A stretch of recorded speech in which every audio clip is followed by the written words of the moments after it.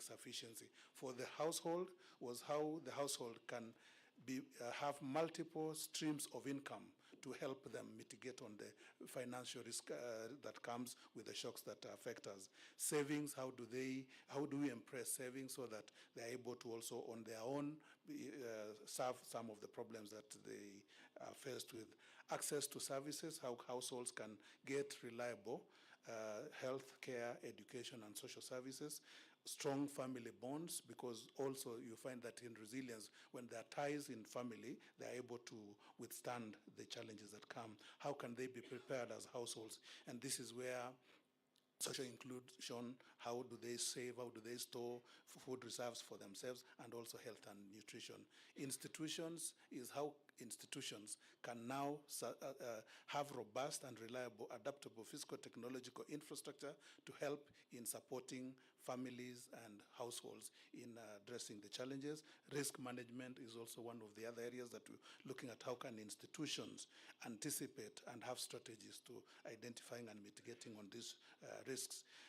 The other issue also we looked at on resilience of institutions is continuity planning. How can they plan so that they're able to always anticipate and overcome the challenges?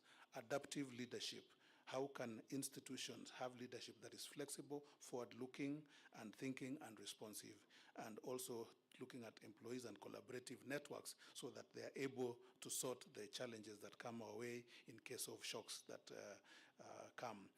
For community, again, social cohesion, leadership at the local level where communities are able to lead themselves to solve problems, resource availability for the community, inclusive participation, education and awareness, as well as community networks. Again, all these, when they are strengthened, that builds a resilient community. The same thing for the county and also for the nation. So that is how we started. First of all, defining how resilience is at every level, from the very micro to the macro level. And we also looked at what are some of these shocks that normally comes our way. First of all, there are droughts, floods, pandemics, epidemics, geophysical challenges, violence, and economic disruptions. I think in our country for the last few years, we've seen us moving from one extreme end to the other. For the last 4 years up to last year, we were suffering from a very intense drought that we have ever witnessed in a long time. Immediately after that came the issue of the floods, and you could see that if we now don't look for adaptive strategies so that we don't have to be moving from one cycle, responding to one form of extreme shock and moving on to the next one. How do we now adapt the communities? How do we adapt individuals so that the next shock that comes is not as extreme as the last one? So in terms of now defining, again, we said resilience involve adaptive, anticipatory, absorptive, and also transformative. When you look at as a country, we have a number of programs that we've been using to respond to shocks. And here we have Inua Jamii, which is under the social protection. We have complementary programs like, we have also Hunger Safety Network program under the ASAL.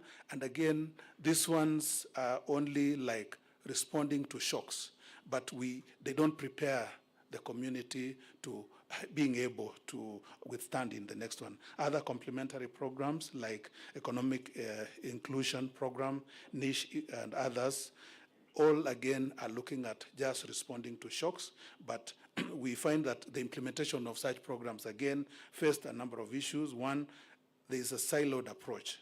When you look at Inua Jamii and Hunger Safety Network, it is the same database, but being administered from two different institutions. So the same individual, I think in the world of relief, they'll say double dipping. I could be registered under Hunger Safety Net. I'm also in Inua Jamii.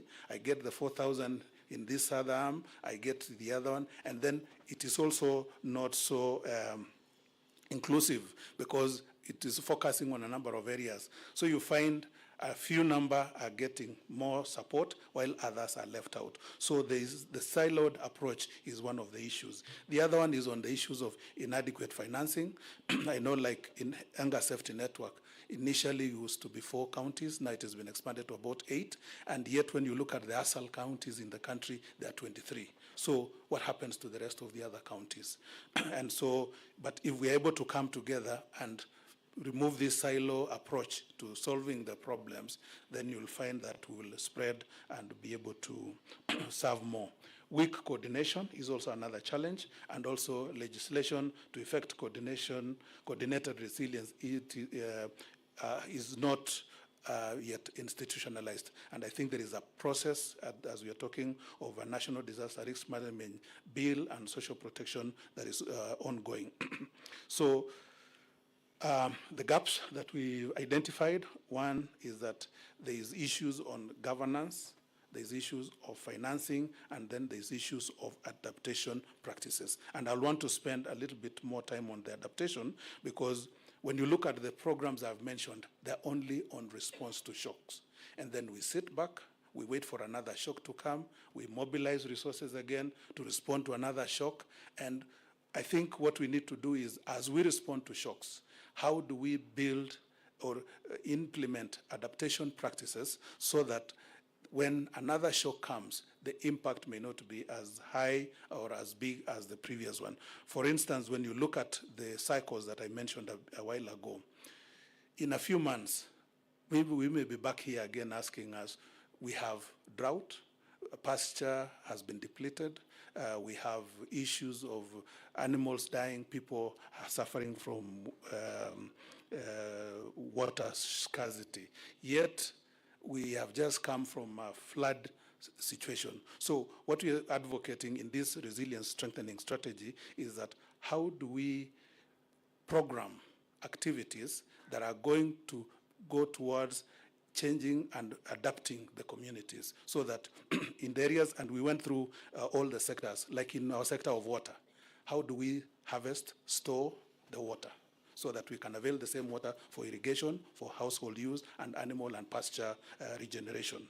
In health, how do we strengthen the nutrition? How do we strengthen the health system, immunization? Those are some of the adaptation practices that we need now as we respond to shocks. How do we also have a parallel program to enhance and finance adaptation practices? So in your document that is before you, we have commitments that we've put under what we're calling Annex 1. When you look at the back of it, we've listed on adaptation mechanism, what do we need to do? And the response, what do we need to do? So in a nutshell, that is how we've gone. Like we're saying that we're looking at how we can implement the provision of PFM Act by operationalizing a contingency fund. Again, this is still a work in progress. We will sit down with Treasury now so that we can structure how this contingency fund can be done. We also are saying, how can counties, governments operationalize? Sorry, you're pushing it. Pull it down a bit fast. Down before. Yeah. How county governments can operationalize the county emergency funds as stipulated in the PFM Act. And what happens when there is no emergency in that financial year?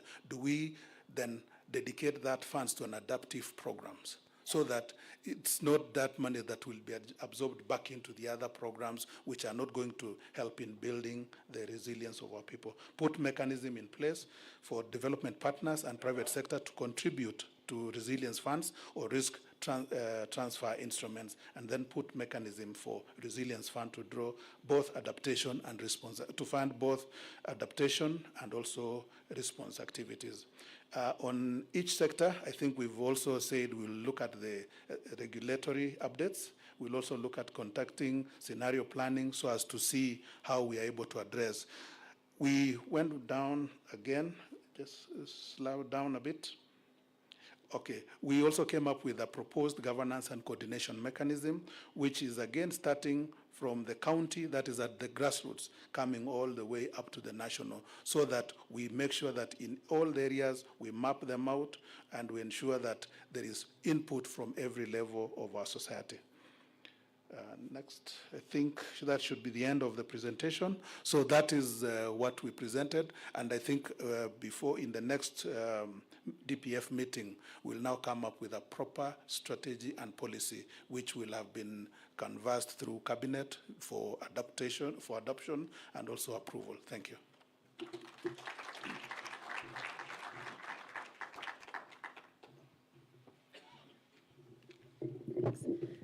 Thank you, PS, for that presentation. Ladies and gentlemen, again, we will open up for plenary for about 10 minutes. And I want to assure you, I know that there had been hands up in the last round, and we couldn't get to that because of time. Please rest assured that we do want to hear your inputs. And there will be, as mentioned, a small task force, tasked with taking this forward. And so please surface your views to them. And the details of that task force will be in the minutes from this meeting. So please do not lose heart, and please let us open up for the next round of plenary on this issue of resilience. So if we could have any hands up, if you could keep your interventions short, action-oriented, and introduce yourself when the roving mic comes to you, Ambassador.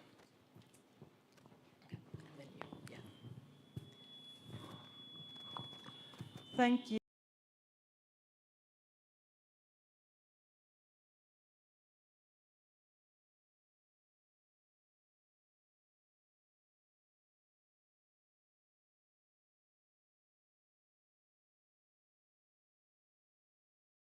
That talked about resilience at every level, from the family unit all the way up. And it was a very beautiful instrument, or a very beautiful document in sort of expressing solidarity on each and every level. What I was missing in that document was the gender perspective, because women in this country own much less than men. It is a very big difference. And here it's talked about people as everyone were more or less similar, and this could be replicated at the different levels. But a household with a single mother with a number of children is a very different family unit than one of us sitting here is having, probably. And also we have been engaged a lot in this social safety net work together with UNICEF, WFP, etc. And I'm not sure, you were mentioning double dipping. I could say in my country that could happen. Here I'm not sure it's such a prevalent problem. I think rather the problem is that more people would need access to this, and on a regular basis, so the income distribution changes.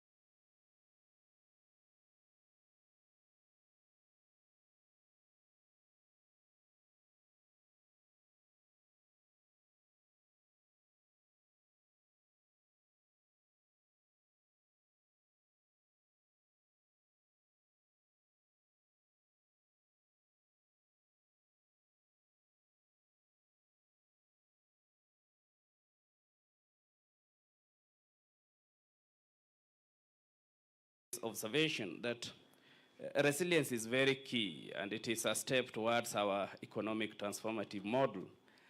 But from the approaches, PS, that you have presented, I would request that we need to really include sustainable models. For example, we have just recently seen a lot of mass effect of floods. If private sector could be really be given also space to support the initiatives of development partners and the government, so that we come up with a sustainable model, for example, building on very good food reserves, and also building on or harvesting rainwater. And this would be very key.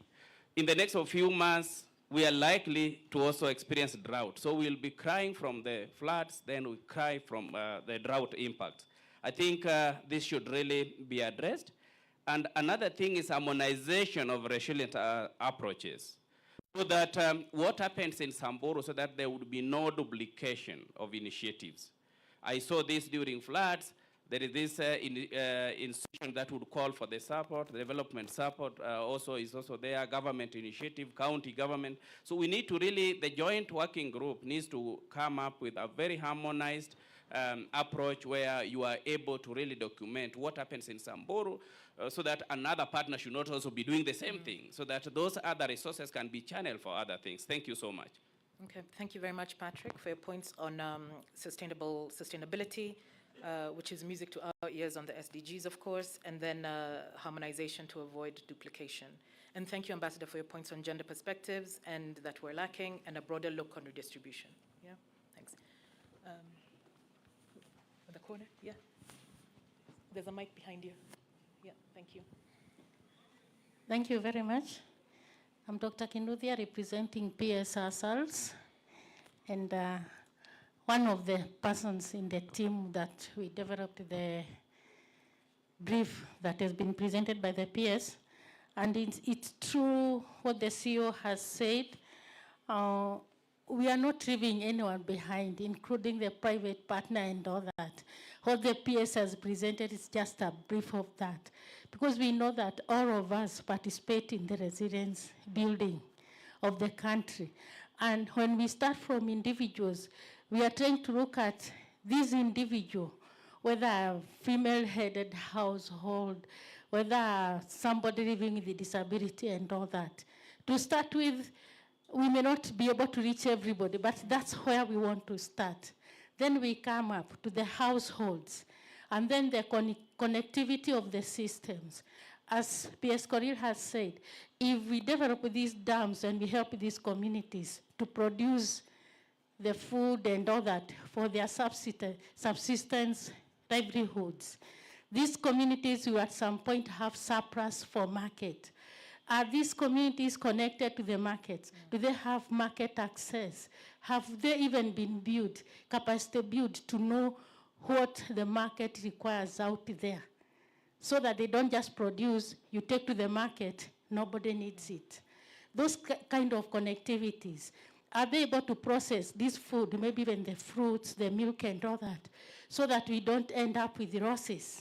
For example, some time back there was the issue of, in one of the counties, the milk glut. We saw a KCC pouring milk away. It couldn't handle all of it. And in another corner, at the same time, some people are suffering from hunger. These are the kind of connectivities we are talking about.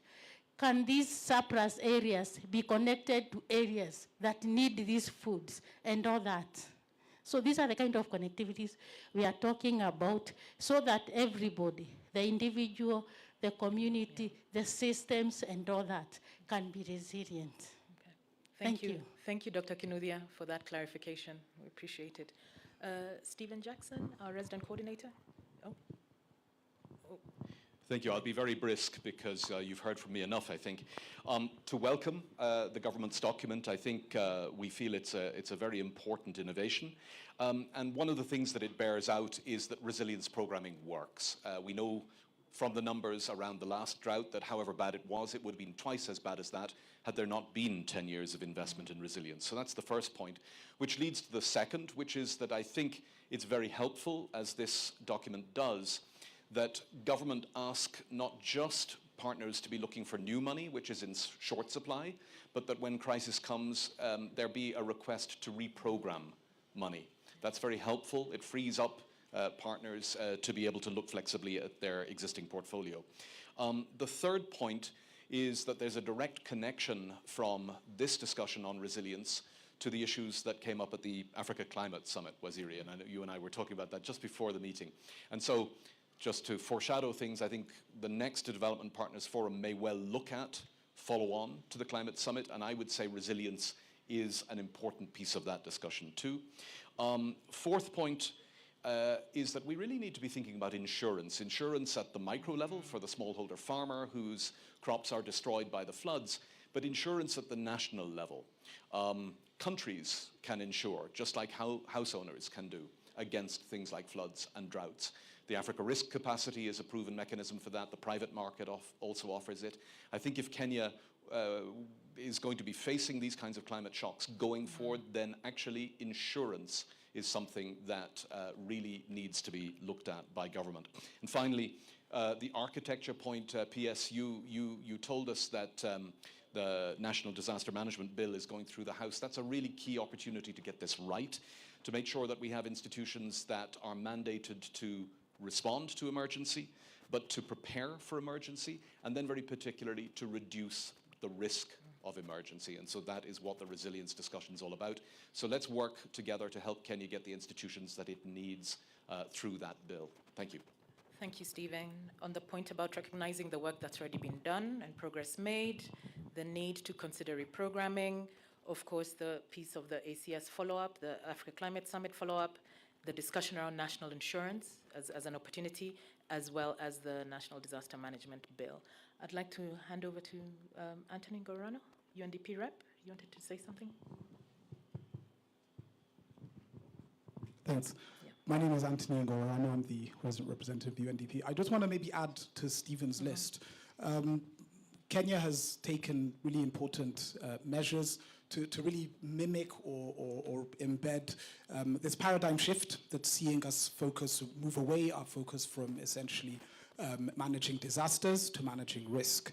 And I think maybe just in terms of the National Disaster Risk Management Bill, I think it would be interesting and opportune to see how maybe in this particular conversation we could look at bringing the parliamentarians on board.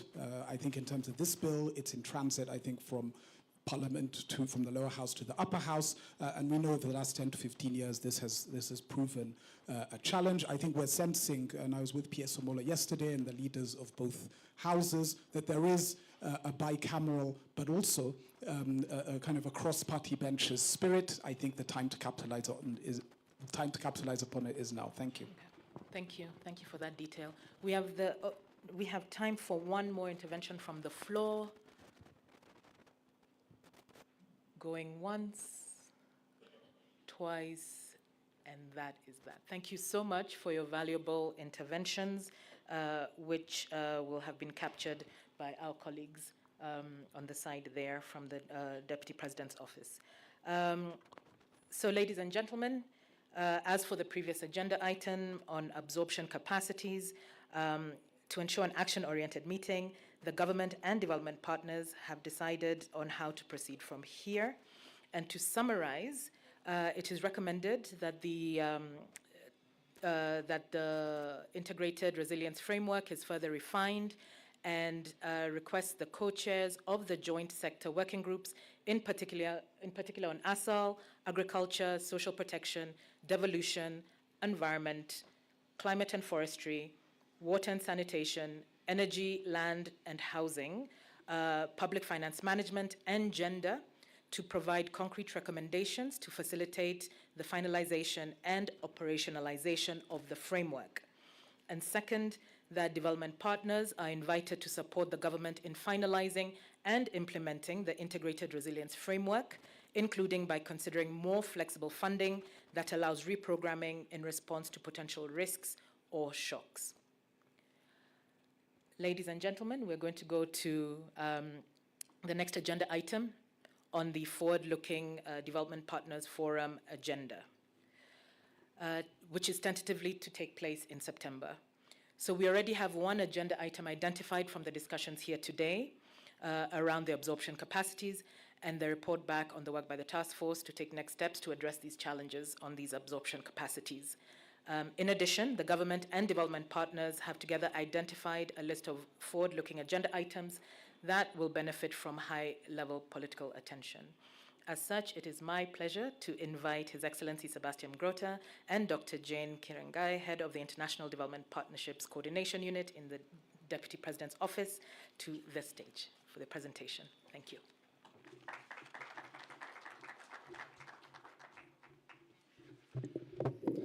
Thank you very much, and I will try to be very brief. I think once again, the forum has shown its value and usefulness for a good exchange between government and donors, and that's why we already planning the next one. Our idea was, in view of the calendar, the second half of this year with the Summit of the Future in September and COP29 in November, to convene a bit earlier in September. We don't have fixed the date, but you can already look at the first week of September.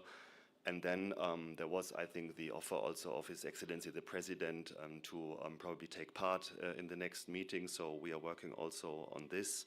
I think one issue that we then should or could finalize is the paper on the absorption capacity. As Stephen laid out, a working group will now operationalize the 5 baskets, and also the input of the government, of course, will be taken into this paper.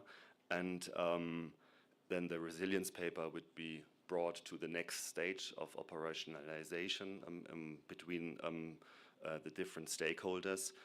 And then our proposal would be to introduce one more topic for the next session.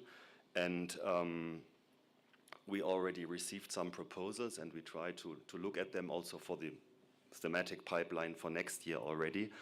And our idea and proposal would be for next meeting, for the September meeting, to focus and zoom in on the question of the follow-up of the Africa Climate Summit and look how to operationalize some of the results of the summit. That's one part, could be the financial discussion, but the other part that seems also to be very important for the Kenyan government is the question of green industrialization and investment. And I know that a big number of donors are very active in this field, so we all have our interests also from the private sector in this field. So I think this would be a very relevant topic also for jobs and economic growth of Kenya. We would try to formalize this a bit with our Kenyan partners and then send it around.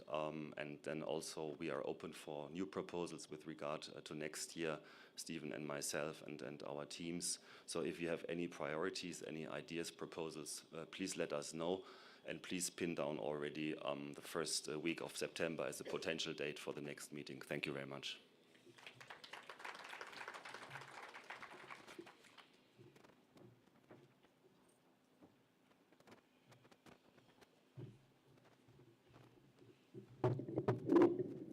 Your Excellency, ladies and gentlemen, I think mine will be very brief, just following up on what the co-chair has said.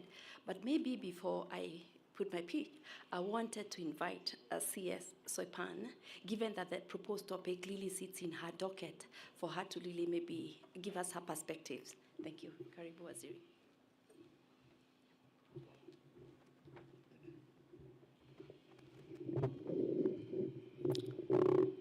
Your Excellency, the Deputy President, the co-chairs of the DPF, the Cabinet Secretary, colleagues present, the Head of Public Service, and all our partners, good morning. I'm extremely delighted to be part of this second DPF meeting. I'm one of the very active nudger of the DPF unit in the Office of the Deputy President.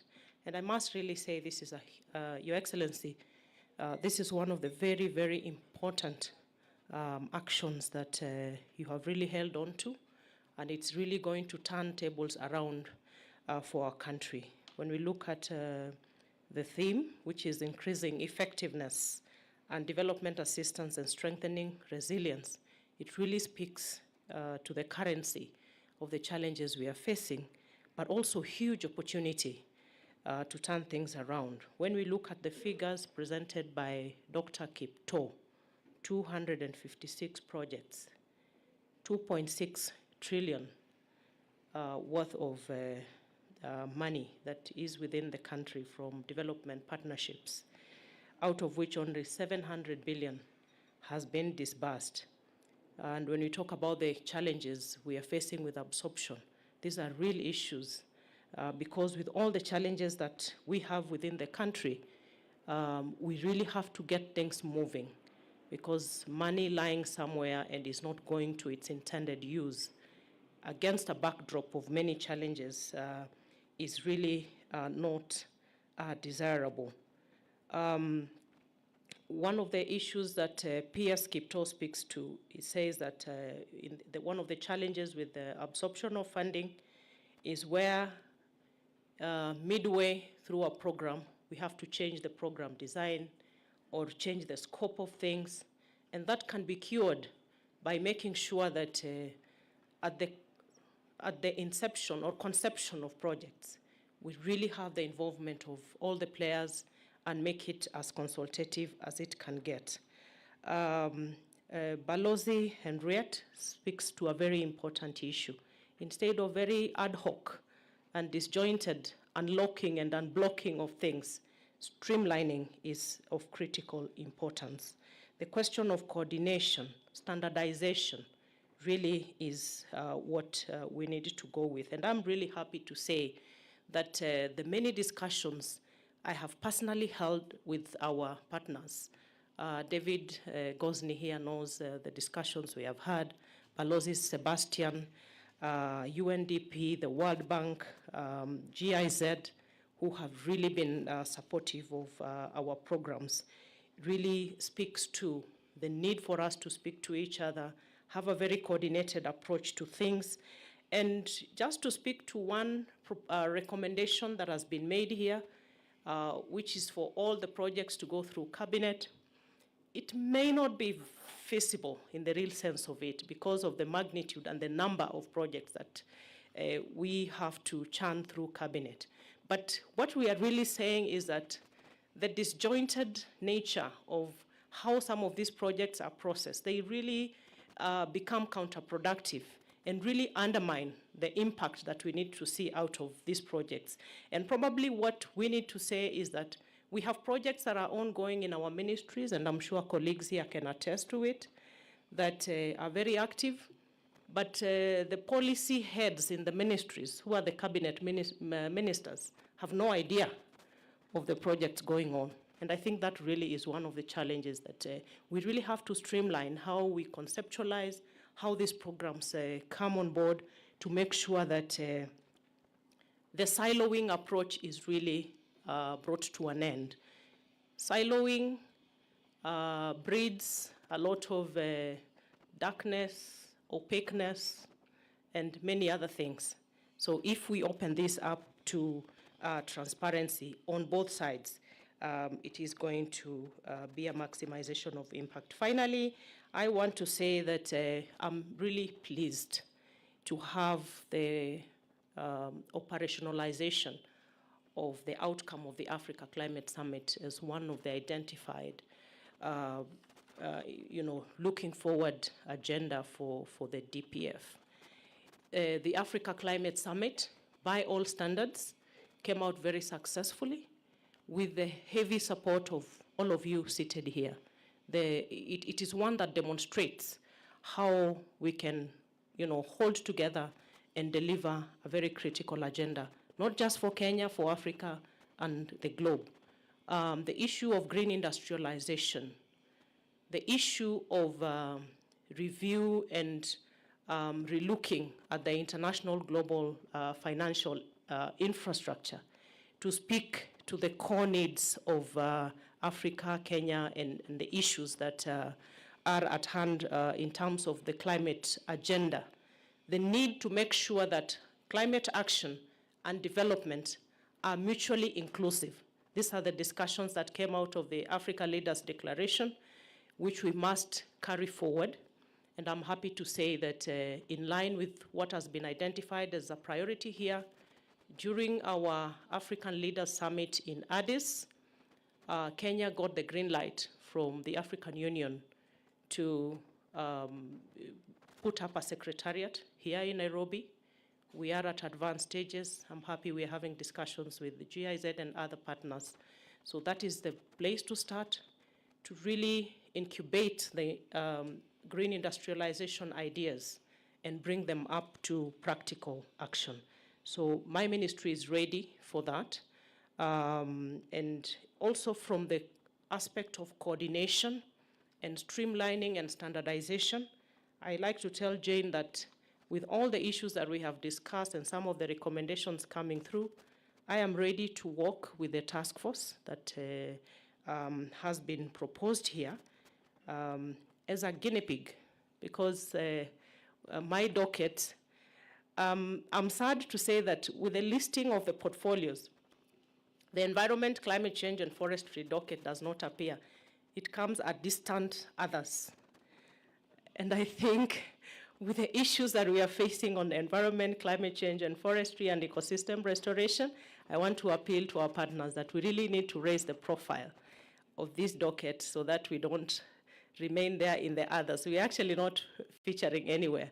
But when it comes to the practicality of what we need to do to re-engineer the partnerships, we have a lot of practical proposals that we offer to support the task force to actually help us come with the standardization that we are looking for, the streamlining, and making everything move forward, and not to overemphasize the importance of the resilience framework that we are talking about. We have to move away from firefighting to actually have very intentional and defined ways in which to respond to the disasters all around us. And Your Excellency, the process that we are undertaking as cabinet secretaries and principal secretaries of disseminating our MTP4 across the counties, when you look at the aspect of resilience that is captured in our MTP4, it really falls short of a very elaborate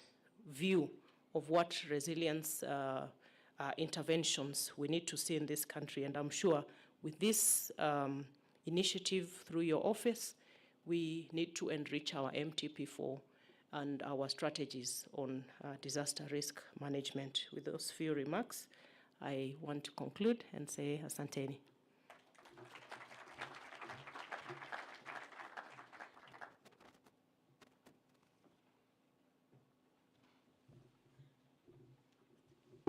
So thank you so much, Basili.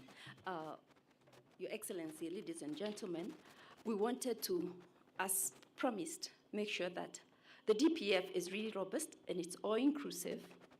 And I'll ask to go to the next slide. And so far, we have proposals for forthcoming agenda items. They're on the screen, but we did not want to lock anyone out because these are generated from the joint sector working groups. And we would hope that even those that are not on the screen would actually come forward with proposal that we begin to put in a pipeline. Allow me maybe before we finish this one to sort of emphasize that we've made remarkable progress in terms of reactivating joint sector working groups under the revamped network. But let me provide you with a snapshot of where we are and also make this a call to action. We have, as of now, 12 joint sector working groups that meet regularly, and they are co-chaired by the principal secretaries and the development partners. We have 5 that meet irregularly, and we have 5 that have not met. We didn't want to make this an MHM, but they're there.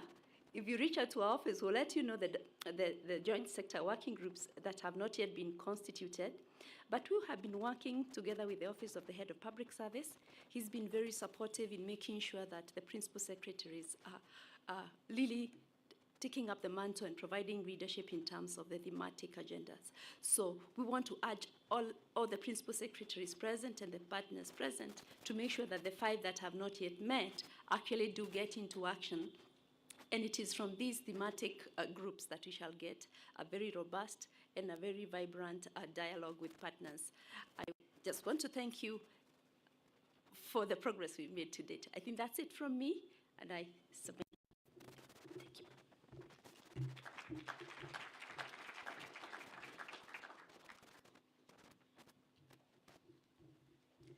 Thank Thank you, Sebastian and Jane, for that presentation. It is now my pleasure to invite Principal Secretary Dr. Chris Kiptor to read the joint statement from today's Development Partners Forum. Thank you, PS.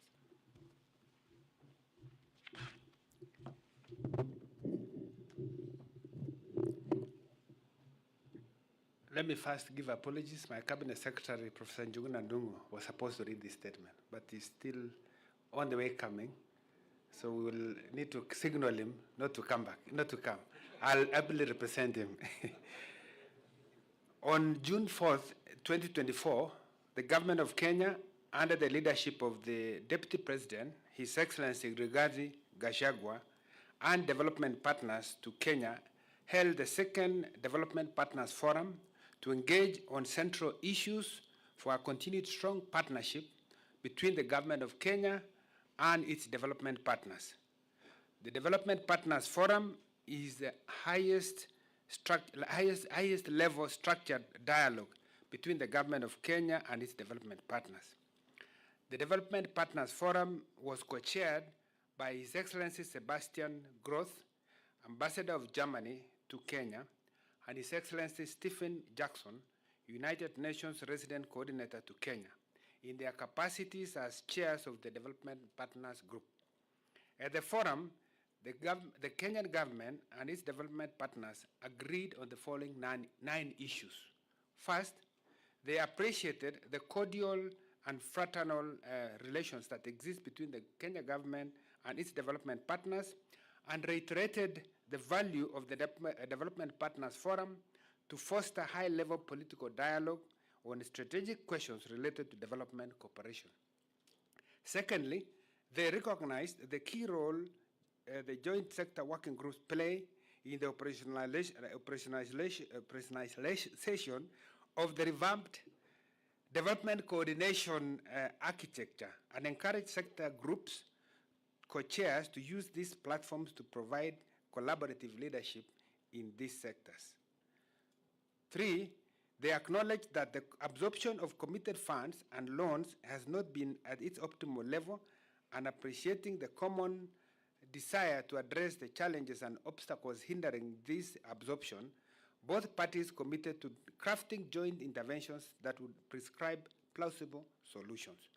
Four, they agreed to mandate a task force comprising government and development partner representatives, which will work to identify concrete recommendations for how to address key challenges, including those related to absorption capacities, such as counterpart funding, human resource capacities and competencies, use of harmonized principles for more effective and efficient use of financial resources. Further, they agreed that the task force will present these recommendations to Cabinet at the next Development Partner Forum and report back on progress at subsequent Development Partner Forums. Fifth, they agreed to give more visibility and importance to development partner support, including support that does not flow in the form of direct budget support. Further, they agreed to strive to align new and existing projects and support with the government core development priorities under the bottom-up economic transformation and the medium-term plan, number 4.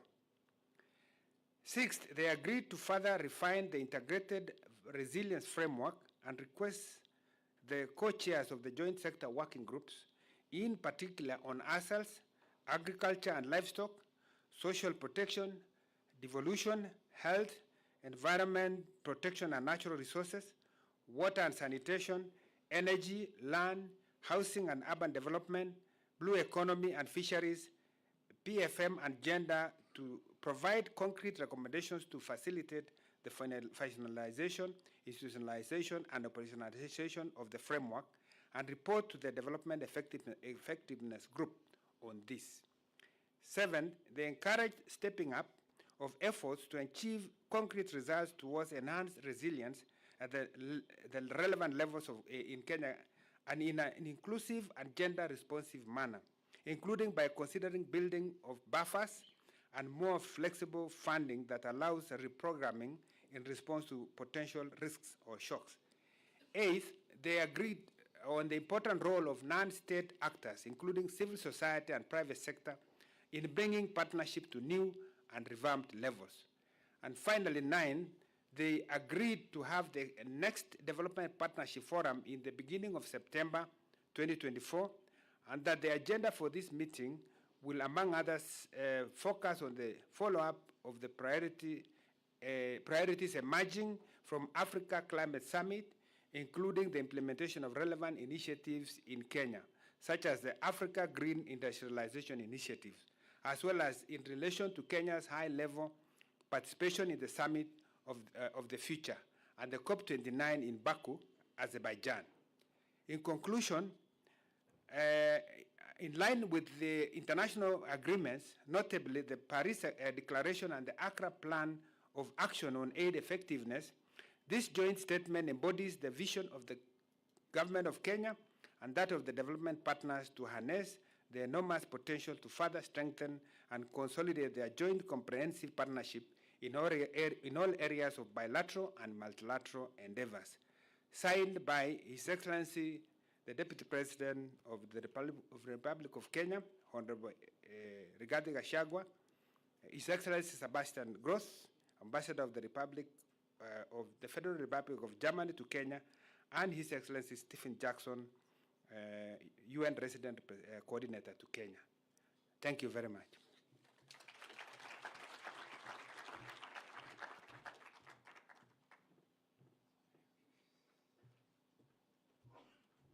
I forgot the role that I had been given, which is to invite His Excellency, the Deputy President, to make his closing remarks.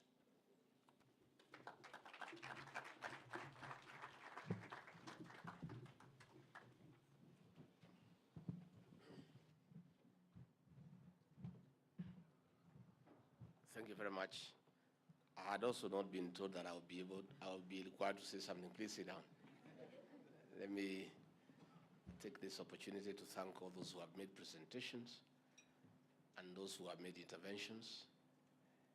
And I want to say that the task force that will be put in place should proceed with speed so that the issues that need to be addressed are addressed, so that we can be able to have better absorption rates for our funds that have been expended in this great country. Again, on the mechanism to build resilience so that we can be better prepared to deal with the negative effects of climate change and other challenges that come across the way all the time. Let me encourage continuous engagement with our partners. The Ruto administration has identified continuous engagement as our modus operandi, and so far it has worked very well for us. Let me encourage, even outside this forum, one-to-one consultation. If you have some program with a certain partner, as a ministry, please engage. And we did remove the bottlenecks that were there in terms of bureaucracy, that you have to go through the Ministry of Foreign Affairs. The President guided that we need to lessen bureaucracy and red tape so that we can make progress. We will continue meeting at the high-level consultation forum that I co-chair with the Prime Cabinet Secretary to unlock whatever impediments that are there that may hinder expeditious implementation of agreed programs. Mostly at the Office of the Attorney General, at the Ministry of Foreign Affairs, and the National Treasury. That is where we have had challenges. At our forum, when those issues are brought to attention by the Secretariat sitting in my office, we'll be able to unlock them so that we can be able to make progress. Let me once more, on behalf of President William Ruto, the government of the Republic of Kenya, and indeed the people of Kenya, express our gratitude to our development partners for the support that you continue to give our country and our people. Since I came to office and I was leading the exercise to make interventions when we were in deep trouble over drought and El Nino and floods, our partners have always come through for us. We don't take it for granted. want to thank your respective governments for your friendship and for your support. And we want to continue strengthening our relationships. My office is open to all of you. Heads of mission who want to come and consult with me, I'll be available at short notice. Those who may want to consult with His Excellency the President, he will be available at short notice, because when we consult and we engage, we become better people and we achieve good results in a very seamless manner. So once more, thank you very much. You are invited to hang around, don't be in a hurry to leave. There's no hurry. You can stay for the rest of the day, but we don't have enough place for you to sleep. By 6:30 you must leave so that you can go to your homes. And I want to say thank you very much. Asanteni sana. Thank you. Your Excellency, sir, a kind request for you to remain up on stage as you will be joined by the DPG co-chairpersons. May I kindly call